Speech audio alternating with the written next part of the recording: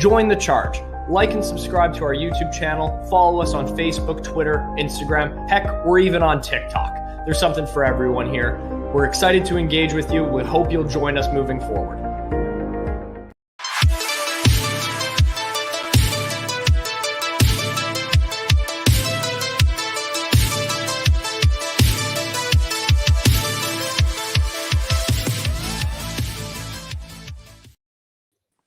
Good morning. Welcome to Stock Talk. Austin, how are you doing this morning?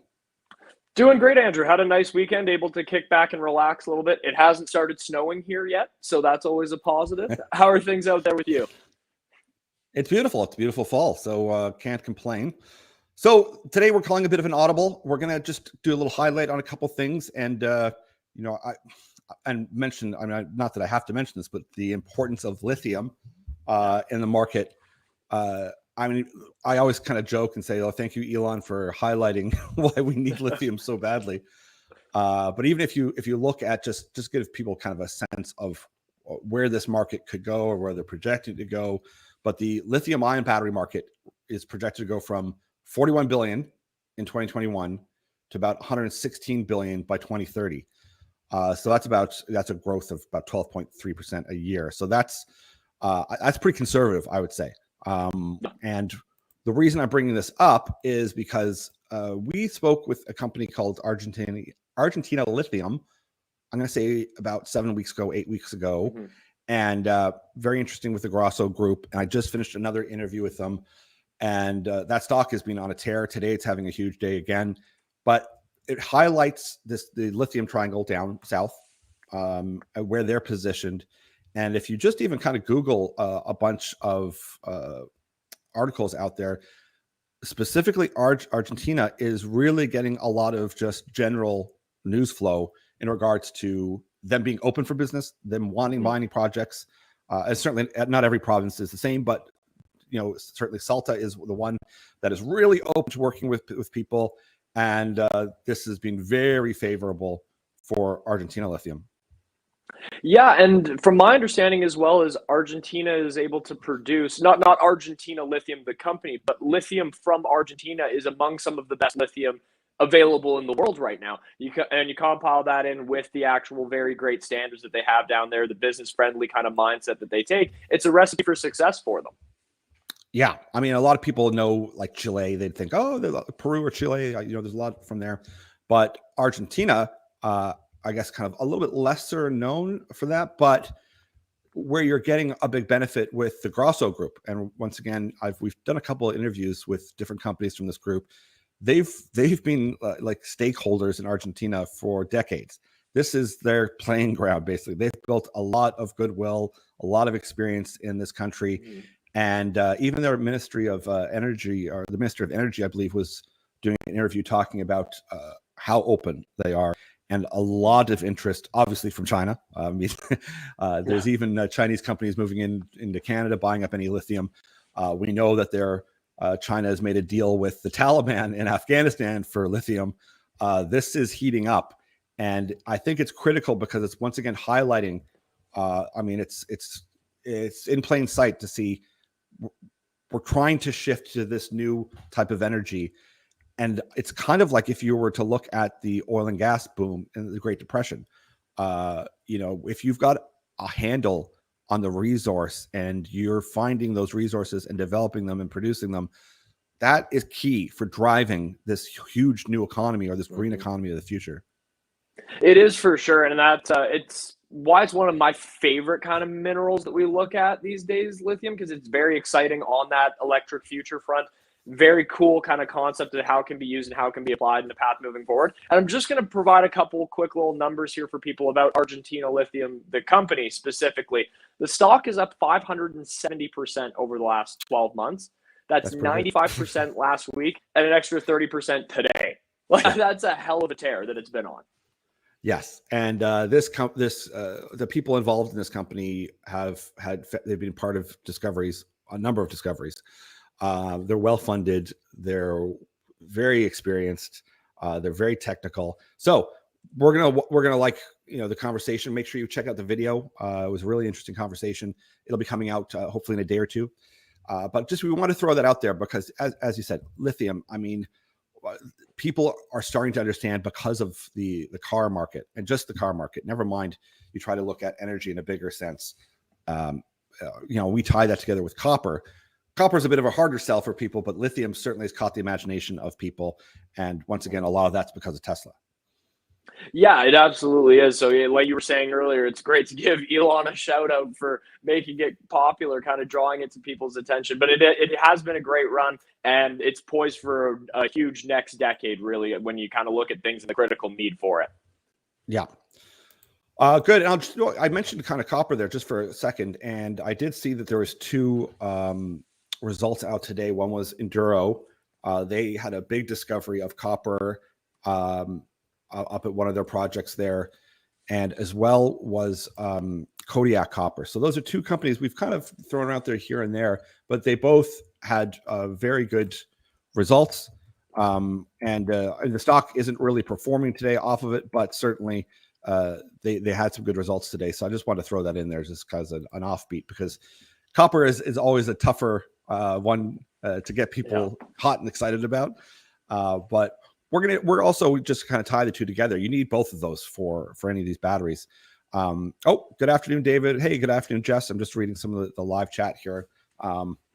So yeah, and we're going to do a little lithium project here coming up as well, just to get some current fresh data out there. What we're expected to see this year, or what, sorry, not us, but others, some of the research papers out there and some brokers and firms, and compile that together. So if you have interest, please make sure you subscribe, send us an email as well. Check out the new website as well. We're going to do a bit of a push on that. We've got a new look, lots going on. Yeah, lots going on. Really kind of exciting few months ahead for us. A lot of projects, a lot of things in the works that we're really looking forward to. I'm going to just give a quick little shout out as well to a company that we've always loved. We've worked very closely with, Globex Data. We talked about their capital raising, their marketing budget that they've been expanding, what they're going to do with it, what the approach is going to be. We know they've been featured on Fox Business Network. We know they've got some sweet billboards and advertising downtown New York and across the United States. Another little push by them here is they're going to roll some pre-roll ads that are being rolled out on 40 different internet companies, everything from The Economist, Forbes, Market Watch, Newsweek, all over the place.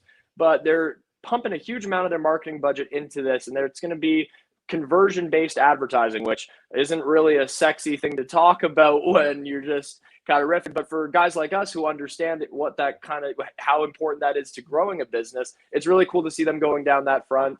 They're going to be pushing individuals and large corporations out of this, pre-roll ads that are airing on some of the largest networks that are out there, hoping to boost their subscriber base, get more people using secure products, and hopefully that will translate into higher revenue and a higher stock price for them.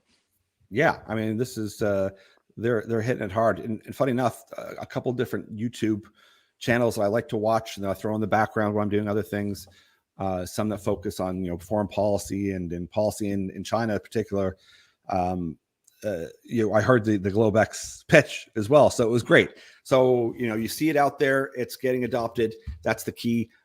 We've got very, very high hopes on this one for the long term, and Alan Gia over there is really hitting it out of the park.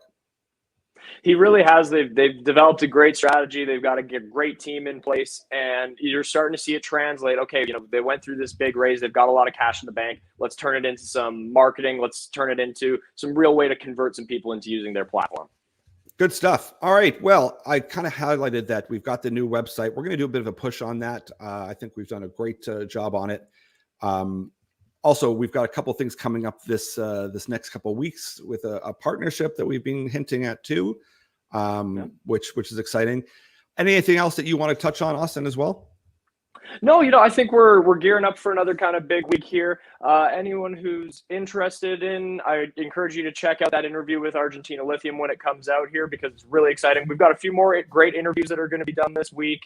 Keeping the content flowing in your guys' direction, but definitely go in there, check out the new website, give it a once over, send us your thoughts on it. We need and love feedback. So go through the site, let us know what you think.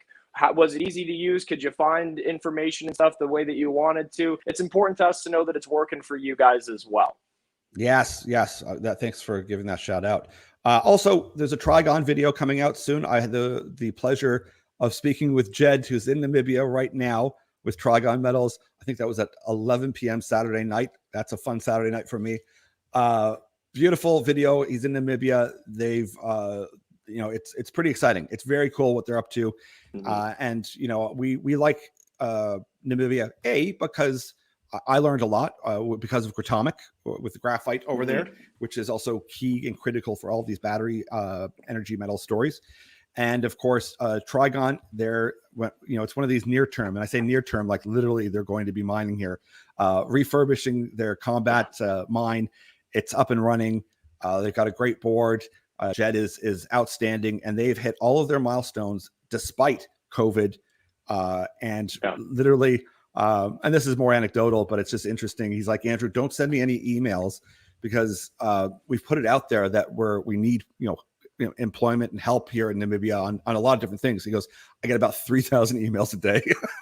So he's like, he goes, everybody wants to work here. So it's awesome. And that's what you need. You want a country that is encouraging people to work. They're hungry to work. And that's excellent. So interesting video coming out as well. Yeah, I encourage people to pay attention and check that out for sure. You love to hear that we've talked to a lot of companies now in different parts of the world where you hear about the things they're doing in that community, the engagement they're getting out of the people that live there, wanting to work, wanting to be involved. It's awesome to hear those kind of stories. It's really cool to see, no matter where in the world you're looking. It can be, Guanajuato silver. It can be down in Argentina. It can be in Namibia. You're seeing people are hungry, wanting to work, wanting to build really exciting projects. And that's the component of that ESG, whenever I talk about ESG, because believe me, there's a lot of terrible in ESG. But when you have companies like Guanajuato Silver, so James Anderson, when you have Trigon and you see how they're working directly with government, directly with the people, hiring from that source, skilled labor in there, and they're seeing the community, encouraged and adding to it and feeling like they're part of something, that's where, that's the part that I like. That's what's good. It's building up a community. It's doing things correctly, doing them efficiently and effectively with modern technology. This is the part of being governance in a foreign country that I do like. When you remove all the political stuff from the ESG stuff, which is abhorrent for the most part. Those parts are good. They're strong, and it is a good barometer for making sure when you're going into a foreign country that you're doing right by that culture and those people, and working with them. That's key. And we're fortunate because we get to speak to all of these presidents and CEOs, and that's their mindset. Like it isn't, like the old 80s movies where they're thinking, the robber baron going in and they're going to do this and that. I mean, maybe that happens at the super high levels, but none of these CEOs are like that. They're all wanting to work with the people there and add value to each stakeholder. So long-winded kind of thing, but some nice catching up there on a bunch of stories. We're mid-October. There's lots of interesting things coming down the pipeline here, but stay positive. Exactly. Keep an eye out. Things are moving in the right direction. It's going to be a weird time in the markets. That happens. Stocks are going to go up. Stocks are going to go down. But like we always say, if we got the fundamentals in check, if you've got the right game plan, then you have nothing to really, really worry about. You always know things are going to work out on the end. So it's great to see. Pleasure talking with you, Andrew, and we'll look forward to catching up again on Wednesday. Absolutely. Take care. All right. Bye-bye.